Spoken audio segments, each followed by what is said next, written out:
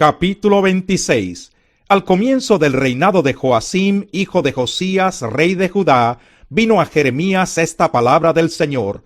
Así dice el Señor: párate en el atrio de la casa del Señor, y di todas las palabras que yo te ordene a todas las ciudades de Judá que vienen a adorar en la casa del Señor. No omitas ni una sola palabra, tal vez te hagan caso y se conviertan de su mal camino. Si lo hacen, me arrepentiré del mal que pensaba hacerles por causa de sus malas acciones. Tú les advertirás que así dice el Señor: si no me obedecen ni se ciñen a la ley que yo les he entregado, y si no escuchan las palabras de mis siervos los profetas, a quienes una y otra vez he enviado, y ustedes han desobedecido, entonces haré con esta casa lo mismo que hice con Silo. Haré de esta ciudad una maldición para todas las naciones de la tierra. Los sacerdotes, los profetas y el pueblo entero oyeron estas palabras que el profeta Jeremías pronunció en la casa del Señor.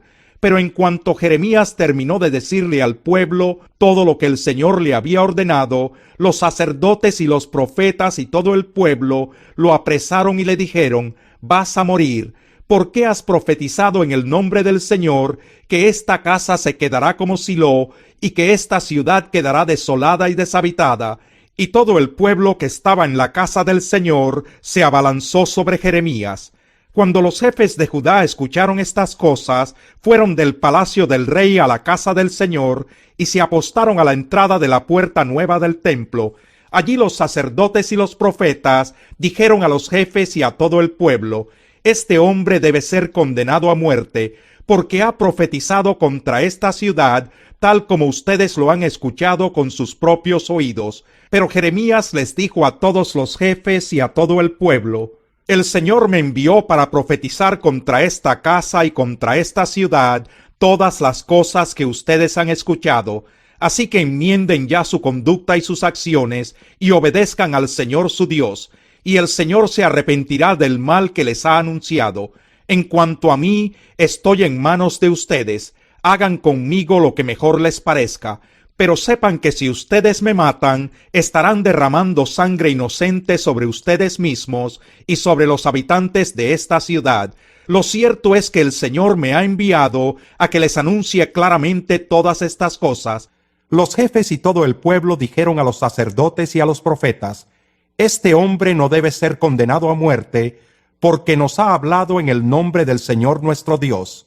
Entonces algunos de los ancianos del país se levantaron y le recordaron a toda la asamblea del pueblo que durante el reinado de Ezequías, Miqueas de Moreset había profetizado a todo el pueblo de Judá: así dice el Señor Todopoderoso: Sión será arada como un campo, Jerusalén quedará en ruinas, y la montaña del templo se volverá un bosque. ¿Acaso Ezequías, rey de Judá, y todo su pueblo mataron a Miqueas? ¿No es verdad que Ezequías temió al Señor y le pidió su ayuda, y que el Señor se arrepintió del mal que les había anunciado? Sin embargo, nosotros estamos por provocar nuestro propio mal. Hubo también otro profeta, de nombre Urías, hijo de Semaías, de Kiriat Jearim, que profetizaba en el nombre del Señor. Este profetizó contra la ciudad y contra el país, tal y como lo hizo Jeremías. Cuando el rey Joacim y sus funcionarios y jefes oyeron sus palabras, el rey intentó matarlo, pero al enterarse Urías, tuvo miedo y escapó a Egipto. Después el rey Joacim envió a Egipto a Elnatán, hijo de Acbor, junto con otros hombres, y ellos sacaron de Egipto a Urías y lo llevaron ante el rey Joacim, quien mandó que mataran a Urías a filo de espada y que arrojaran su cadáver a la fosa común. Sin embargo, Ahicam, hijo de Safán, protegió a Jeremías y no permitió que cayera en manos del pueblo ni que lo mataran. Capítulo 27. Al comienzo del reinado de Sedequías, hijo de Josías, rey de Judá, vino a Jeremías esta palabra del Señor. Así me dijo el Señor: hazte un yugo y unas correas y póntelos sobre el cuello. Envía luego a los reyes de Edom, Moab, Amón, Tiro y Sidón un mensaje por medio de los mensajeros que vienen a Jerusalén para ver a Sedequías, rey de Judá. Entrégales este mensaje para sus señores.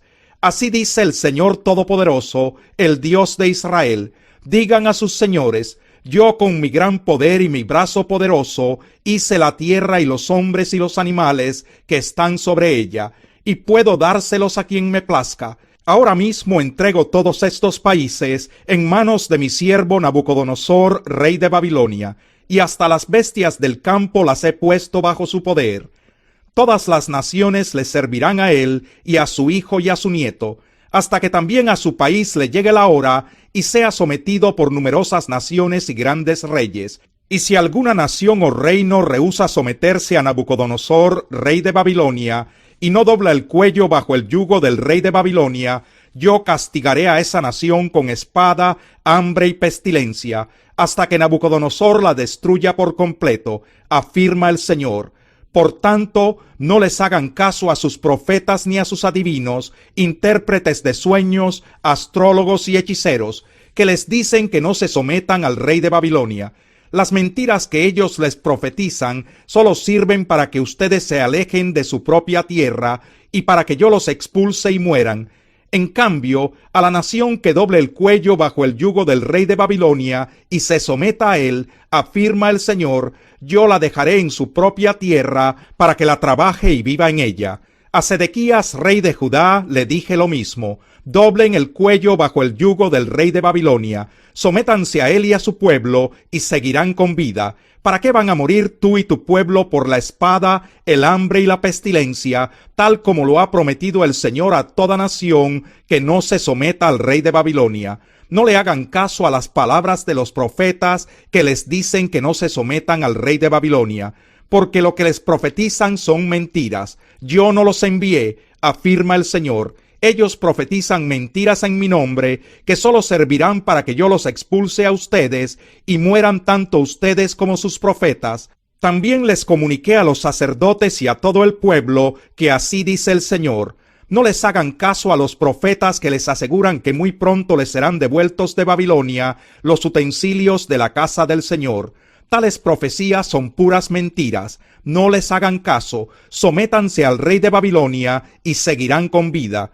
¿Por qué ha de convertirse en ruinas esta ciudad? Si de veras son profetas y tienen palabra del Señor, que le supliquen al Señor Todopoderoso que no sean llevados a Babilonia los utensilios que aún quedan en la casa del Señor y en el palacio del rey de Judá y en Jerusalén.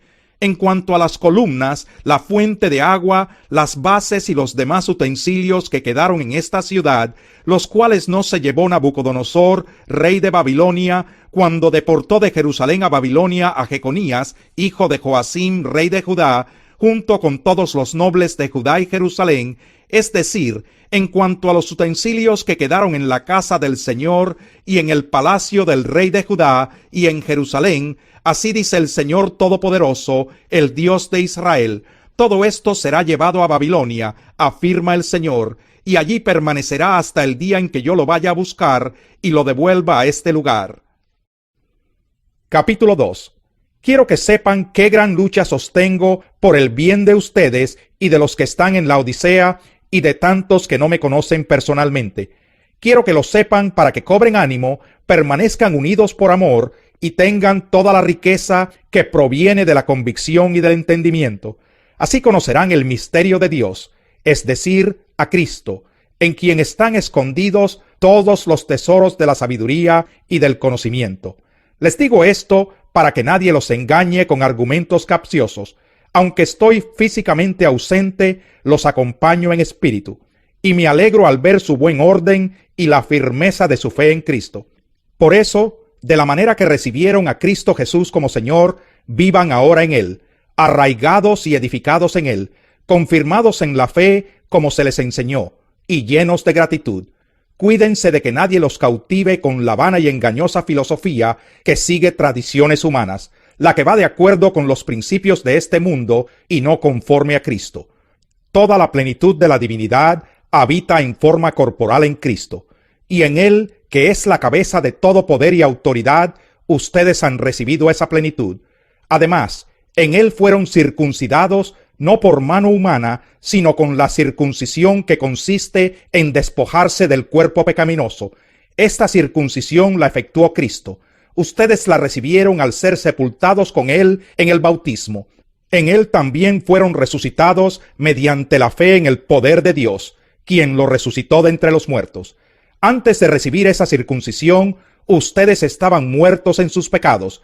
Sin embargo, Dios nos dio vida en unión con Cristo, al perdonarnos todos los pecados y anular la deuda que teníamos pendiente por los requisitos de la ley.